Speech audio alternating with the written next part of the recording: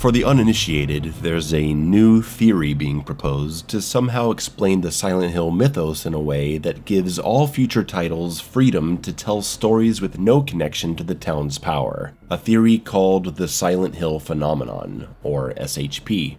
In a game series about reality-bending nightmares, cult rituals, psychic children, astral projection, and magical relics that shoot lasers, and that's just the first game, you gotta wonder if the crazy storytelling that's happened over 25 years even makes sense together, once you mix in monsters manifesting as the torment inside the people who come into contact with the town's ancient power.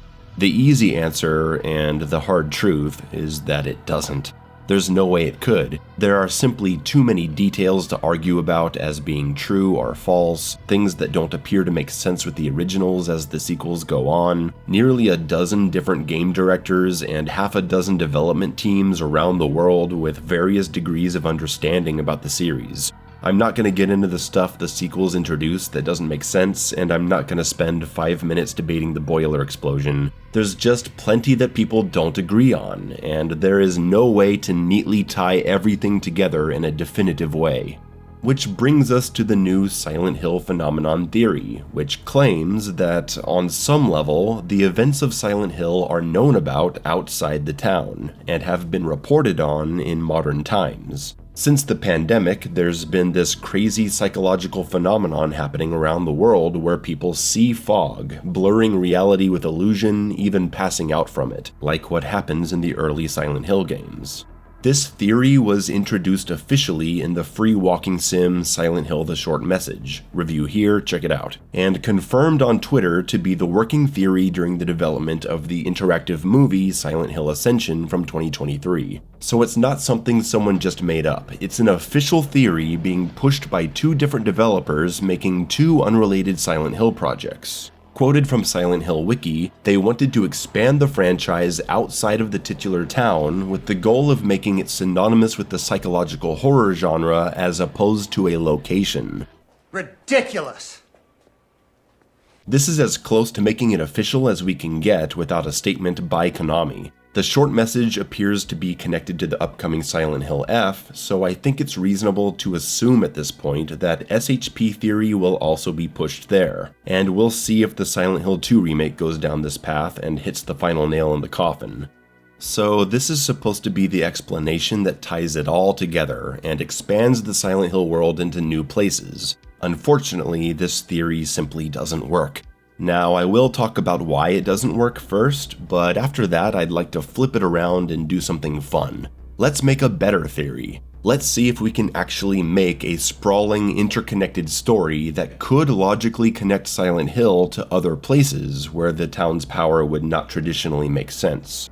Because that's the main issue fans have with this idea they're pushing. The events of Silent Hill games, all Silent Hill games, from 1999 to 2012, except Shattered Memories, which is just a totally unrelated thing, all occur because of the ancient power in the town, sometimes through the manipulation of it by the doomsday religious cult that lives there. It's what makes the town of Silent Hill a special place. If anything Silent Hill-ish happens outside the town of Silent Hill, it's because something is directly connecting it there.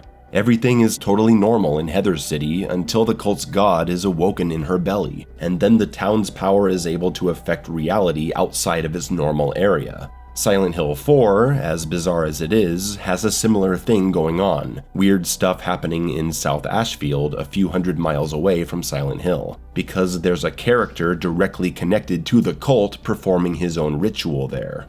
So the power can extend, but there's gotta be a reason for it. No game has ever had Silent Hill-style events in a place with no geographical, personal, or historical connection. But along come these new titles saying people can have these experiences anywhere because what's actually happening is a psychological condition, with the phenomenon first being reported about in Silent Hill. And they do this because of the worship for Silent Hill 2's story, which doesn't deal with the cult, but with a messed up guy dealing with the psychological trauma surrounding his wife who died of an illness. And the power of the town causes him to go through his own personal hell. It deals with guilt, regret, fear, abuse, violent behavior, ending your life, lust, selfishness, across 3 complex characters in the game. It's deep, it's personal, it's moving, it's smart, it's challenging. It's a highly and rightfully respected game in the horror genre, and in the history of video game storytelling. So it's no surprise that once the project moved away from the original Japanese teams and to the West, future developers took influence from Silent Hill 2's personal style. They combined aspects of the cult's practices with SH2's personal storytelling. So every single Silent Hill since the 5th game, Silent Hill Origins, the first developed by a Western company, has featured a protagonist dealing with their own mental trauma, when that was only the case once in the original 4 games. Yes, Heather saw monsters created from her own issues in Silent Hill 3, but the plot isn't about her dealing with them. The plot is about discovering she's connected to the cult and stopping what they're doing and getting revenge. The personal stuff is left as subtext, an important detail, likely one that would have gotten a lot more focus before Konami mandated that Silent Hill 3 be a story about going back to the cult, but that's a whole other can of worms. But what am I getting at? I'm saying 2 important things. 1, Silent Hill-like events only occur in Silent Hill or in a place being connected to its power somehow. And 2, through the series of games developed post-Silent Hill 4, the series became more and more about dealing with your own personal issues and less about the cult. Once we get to Downpour, even though it takes place in Silent Hill, there's essentially no cult aspects to the main story, and the PT demo followed the same trend. Now that Silent Hill is back with these 2 new titles, The Short Message and Ascension, developers seem to be completely done dealing with the supernatural minutiae regarding cult rituals and spiritual powers and historical continuity. They just want to tell personal stories of nightmares and trauma and seeing monsters that represent your guilt and fears with no connection to the power at all, at any time, in any place, with any character. And then Konami can slap the name Silent Hill on anything they want. They basically want to write an infinite number of Jacob's Ladder and The Machinist knockoffs and literally call them Silent Hill games. Not only is it a flat-out contradiction of the facts of the series, but because of the fog detail, they really shot themselves in the foot. I think the Silent Hill phenomenon falls apart with the focus on fog, because, in my opinion, there's plenty of evidence from the original games to suggest that Silent Hill's fog is not imagined or manifested, but rather the typical weather in town. You've got the lake, it's in the northeast. Characters with and without psychological trauma see the fog. You also have things like Laura drawing in the window condensation in the hotel, yet she is not experiencing anything supernatural in her stay here. If we say that the window condensation is just some dreary weather unrelated to the fog, then I still don't know how we explain Mary's tape 3 years ago in the hotel showing the entire window grayed out by what I presume to be fog. Fog doesn't just appear to certain people because they're disturbed. The fog is there, and the fog is only seen when related to Silent Hill, as we see in Silent Hill 3 where there's no fog outside the town, and Silent Hill 4 where the only foggy locations are the water tower and the forest, which are both in Silent Hill. But if we say the fog isn't entirely natural and has some kind of supernatural relation to the town and its power, okay, that's reasonable to say if we're considering Silent Hill 4 and the otherworld connecting rooms that Walter Sullivan uses. They are shrouded in fog, they are supernatural constructs outside of existence apparently, that's fair. But who even knows how to explain the nature of this place when it's not clear what or even where it is? We also have fog magically disappearing at the end of Silent Hill 3. After Heather kills the god and returns to Lakeside Amusement Park, the fog is 100% gone. And I don't know why killing the god would have made the fog go away, because killing the same god at the end of Silent Hill 1 didn't do that. Harry runs away through streets that are still covered in fog. Also, it could just be coincidence used for dramatic purposes to make you feel like everything is going to be okay at the end of the story, because Silent Hill has been shown fogless at night several times before. Silent Hill 1's and Silent Hill 2's night sequences have you running around town with no fog, but Silent Hill 3's night sequences in the amusement park do have fog. Since it comes and goes, much like actual weather, and we have two protagonists with no psychological issues seeing it, I don't think we can use any of this to jump to conclusions about how supernatural the fog is, or that only certain people see it. I'm not counting the Western-made sequels, by the way, so any points from them will not be entertained. So yeah, maybe there is a supernatural reason behind the fog's existence, but that doesn't mean it's not really there. All this is why I don't agree with the idea that some people see fog and others don't, which, by my recollection, only started when the movie introduced this idea of alternate dimensions existing on top of each other, which doesn't come from the games. I don't think there's anything in the original games to suggest that the fog isn't a universal phenomenon. Again, Mary and James are both seeing fog as visitors when nothing is even happening in Silent Hill.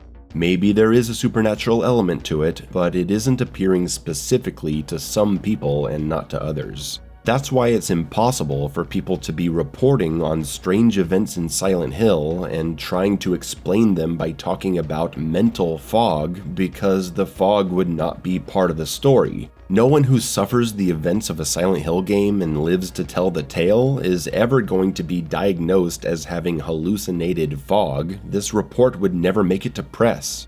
The presence of the fog, and much more importantly the power of the town, makes Silent Hill the series it is. It's what gives it the ability to tell these stories about people's fears coming to life. If you just say, well, people all over the world can have the same experiences, but all in their minds, with no connection to the power, and they can see the fog too for no reason, what even is Silent Hill anymore?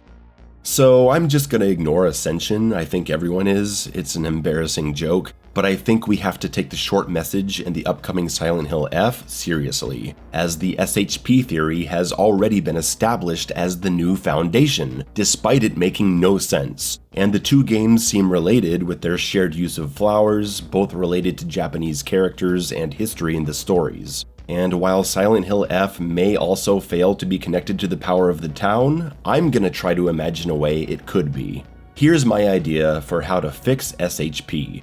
I'm not saying it's gonna be perfect or even great, but I'm gonna try to form a logical connection at least, and that's more than the devs are attempting.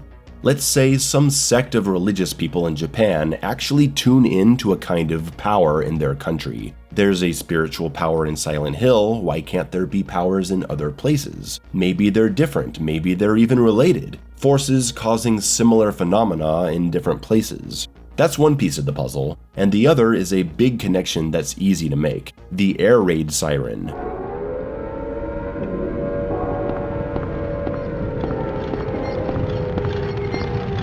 Silent Hill is a Japanese-made game in 1999, made by devs who likely have close family connections to people who were killed or had their lives greatly affected by the American nuclear bomb drops in World War II. I don't think it's far-fetched to imagine that they were influenced by that history in their country. The world being converted into an apocalyptic nightmare at the sound of air raid sirens sounds a lot like a nuclear explosion.